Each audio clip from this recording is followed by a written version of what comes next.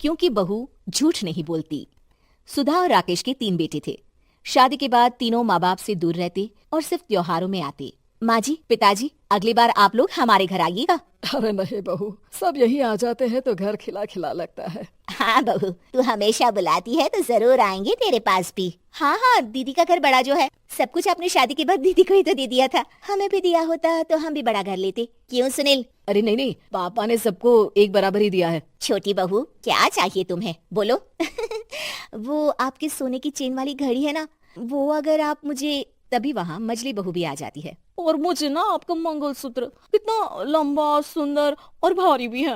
अरे हाँ हाँ, तुम दोनों को ही दूंगी बहू, चिंता ना करो। चलो अब खाना लगाओ, खाना खाया जाए। सभी मिलकर खाना खाते हैं कि पड़ोसन आ जाती है। अरे सुधा बहन, थोड़ी चीनी तो देना, घर में शक्कर नहीं है और मेहमान सर पर बैठे हैं। अरे छोटी बहू, चाची को शक्कर तो दे दो। अरे मजली दीदी, आप दे दीजिए ना, मैं यहाँ कम आती हूँ तो मुझे पता ही नहीं है कि सासू माँ सारी चीजें कहाँ रखती है। और तुम, मैं कौन सा यहाँ रोज शक्कर फाँकने के लिए आती हूँ, मुझे भी नहीं है पता। तभी बड़ी बहू हाथ में चीनी की कटोरी लेकर आती है। चाची, शक्कर आप लोगों का बड़ा सहारा है माँ जी और पिताजी को, वरना हम लोग तो यहाँ रहते ही नहीं। आप जैसे पड़ोसी हैं तो हम निश्चिंत है। और जीती रहे बहू, आप तो ये घर पड़ोस कम परिवार ज्यादा लगता है। सुधा अपनी बड़ी बहू को देखकर बहुत खुश रहा करती थी। वो उससे अक्सर घंटों बात भी किया करती, लेकिन दोनों दूसरी बहुओं का भी वो समझती थी कि शायद छोटी है, वक्त आने पर संभल जाएंगी। समय आ जाता है जब सभी को वापस जाना होता है।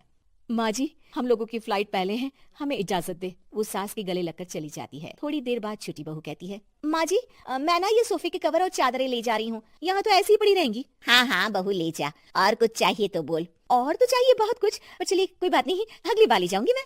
ऐसे ही मंजली बहू भी घर का बहुत सारा सामान ले जाती है। सभी के जाने के बाद सुधा राकेश से कहती है, घर कितना सूना लग रहा है ना। हाँ, और खाली भी। तुम्हारी दोनों बहुएं सब बटोर गई। अरे ठीक है ना, हम दोनों ही तो हैं, कितना सामान लगेगा। फिर उन लोगों की नई गृहस्थी, इतना मत सोचा करे। समय बीतता है। ऐसे ही हर साल त्योहारों में सुधा और राकेश के बच्चों की बहू आते और जाते वक्त ढेर सारा सामान पैक कर कर ले जाती। लेकिन कुछ ही सालों में सुधा का देहांत हो जाता है। पिताजी, आप यहाँ अकेले क्या करेंगे? हम लोगों के साथ चलिए। अरे नहीं नहीं बहू, इस घर में सुधा की यादें हैं, मैं उसे नहीं छोड़ सकता हूँ। अब तुम लोगों की माँ नहीं रही।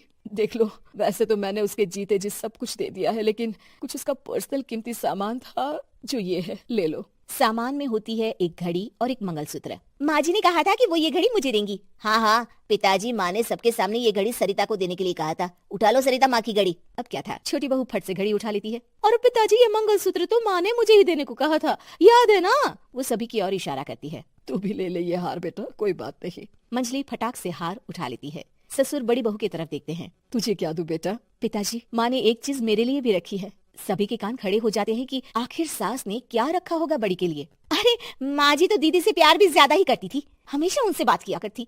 जरूर कोई बड़ी और अपनी प्रिय चीज दी होगी दीदी को। और देख लेते हैं ना, वरना तो हम भी बराबर का बंटवारा करेंगे।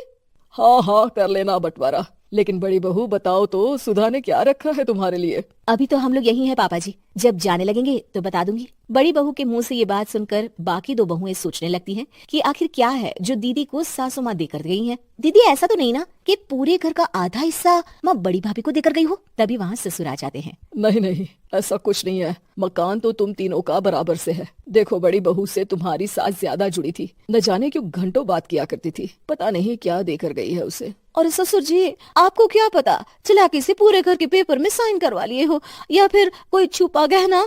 आखिर मकान पूरा तो आपने सासू माँ के नाम ही कर रखा था ना। अब घर में ये सस्पेंस बन जाता है कि आखिर बड़ी बहू क्या लेकर जाएगी। फिर वो दिन भी आ जाता है जब बड़ी बहू के जाने का समय हो जाता है।